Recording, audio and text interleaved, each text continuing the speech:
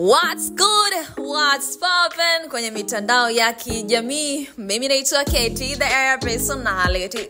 Kipenda unaweza kuniita storyteller.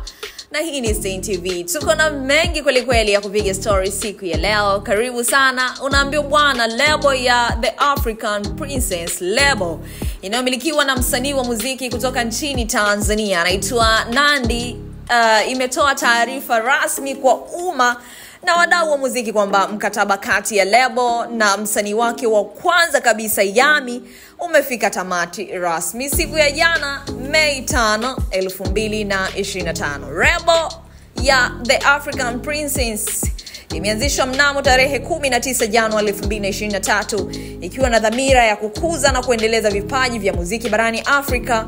Yami alikuwa msanii wa kwanza kusainiwa chini ya lebo hiyo, na kwa kipindi cha miaka mitatu amekuwa sehemu muhimu sana ya mafanikio ya awali ya The African Princess, ikiwa kama msanii wake wa kwanza kabisa kufanya kazi hapo. Safari ya Yami ndani ya lebo ilianza kwa kishindo kupitia EP yake ya kwanza iliyofahamika kwa jina la The Tree Heart, ambayo ilikuwa na nyimbo 3 zilizotungwa na msanii Aslam_TZ. Tangu wakati huo ametoa jumla ya nyimbo 15 akiwa chini ya usimamizi wa lebo, pamoja na kushiriki katika kazi mbalimbali za ushirikiano na wasanii wengine wa nje ya lebo. Kwa kipindi chote cha ushirikiano, Yami ameonyesha ubunifu, nidhamu ya kazi na kujituma, ambako amechangia kwa kiasi kikubwa kukuza jina la lebo ya The African Princess katika soko la muziki la ndani na kimataifa. Lebo ya The African Princess imetamka